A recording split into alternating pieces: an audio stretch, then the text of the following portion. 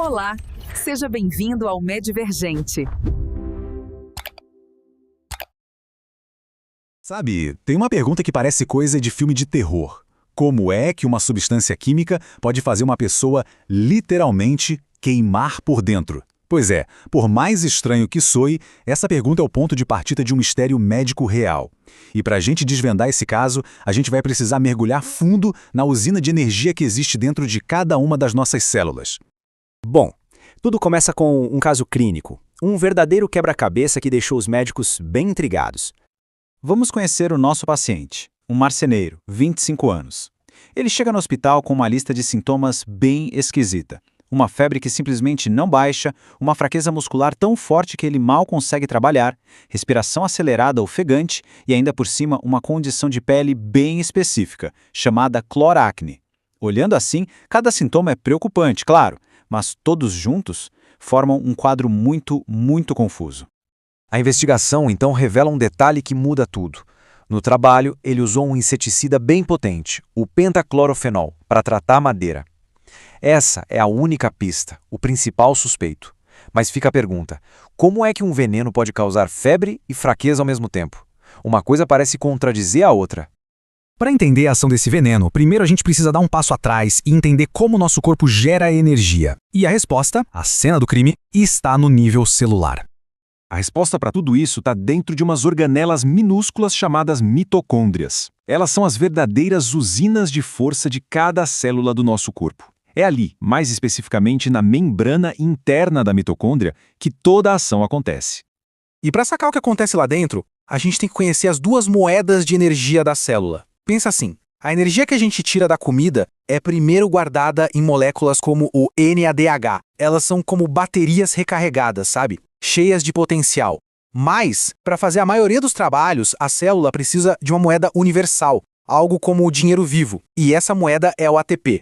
O grande desafio, então, é exatamente esse: converter a energia da bateria em dinheiro. Esse processo de conversão de energia de bateria para dinheiro é uma jornada muito elegante, quase como uma cascata, só que totalmente controlada. Em vez de liberar toda a energia de uma vez só, o que seria tipo uma explosão e um desperdício, a célula faz isso passo a passo.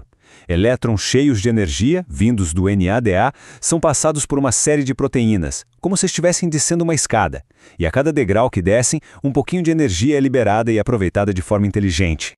Essa escada de proteínas tem um nome, é a cadeia de transporte de elétrons. O NADH chega lá no topo e entrega seus elétrons superenergizados. Daí para frente, eles vão passando de uma proteína para outra, como se fosse um bastão numa corrida de revezamento. E lá no final da linha, esperando ansiosamente para receber esses elétrons, está o oxigênio que a gente respira. É por isso que ele é tão vital para a nossa vida. Mas aqui vem a parte genial. O que a célula faz com a energia que é liberada a cada degrau dessa escada? Ela usa essa energia para trabalhar. As proteínas da cadeia funcionam como bombas, usando a energia do fluxo de elétrons para empurrar umas partículas chamadas prótons para o outro lado da membrana. Esse bombeamento sem parar de prótons acaba criando uma situação de um potencial gigantesco, muito parecido com a água que fica acumulada atrás de uma represa hidrelétrica. Olha só que interessante, a energia do elétron não se perde no caminho. Ela é transformada e armazenada, exatamente como a energia potencial da água que se acumula numa barragem. A célula, de forma metódica, está construindo uma reserva enorme de energia. E o resultado é esse que a gente vê aqui. De um lado da membrana, uma concentração enorme de prótons, criando uma carga bem positiva. Do outro lado, pouquíssimos prótons, o que gera uma carga negativa. Essa diferença gritante entre os dois lados é uma forma poderosíssima de energia guardada. Os cientistas, claro, têm um nome para essa energia toda armazenada: força próton-motriz. É a combinação da diferença de concentração dos prótons com a diferença de carga elétrica. É essa força que vai alimentar a etapa final da produção de energia da célula. Essa ideia, que foi revolucionária na época de conectar o fluxo de elétrons com o bombeamento de prótons para gerar energia, quem propôs foi Peter Mitchell, e isso rendeu a ele um prêmio Nobel. Ele batizou de modelo quimiosmótico e é a base de como a gente entende a respiração celular até hoje. Certo, mas e agora? Como é que a célula transforma a energia dessa represa de prótons em ATP, o nosso dinheiro vivo? Bom, para isso, ela usa uma das máquinas moleculares mais incríveis da natureza.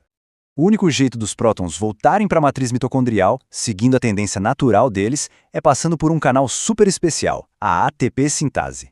E quando eles passam por ali, a força desse fluxo faz uma parte da enzima girar, mas girar muito rápido, igualzinho a água girando uma turbina numa usina hidrelétrica.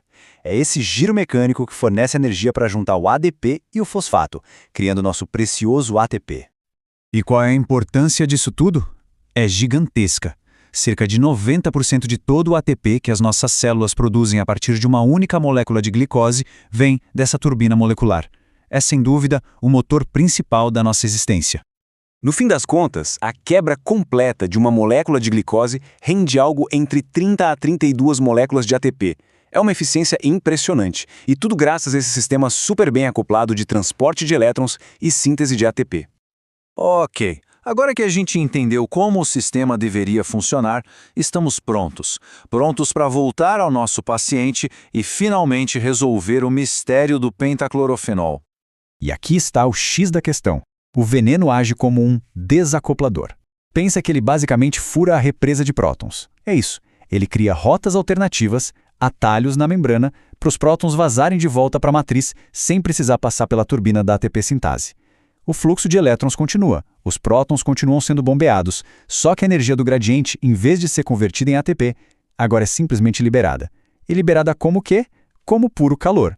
E de repente, como num passe de mágica, todos os sintomas do nosso paciente fazem sentido. A febre é a energia do gradiente de prótons sendo desperdiçada como calor. A fraqueza muscular severa, a produção de ATP foi lá para baixo e os músculos são os maiores consumidores de energia do corpo. E a respiração ofegante? É o corpo em pânico, tentando acelerar a queima de combustível para gerar o ATP que não consegue mais produzir direito, e isso aumenta drasticamente a demanda por oxigênio.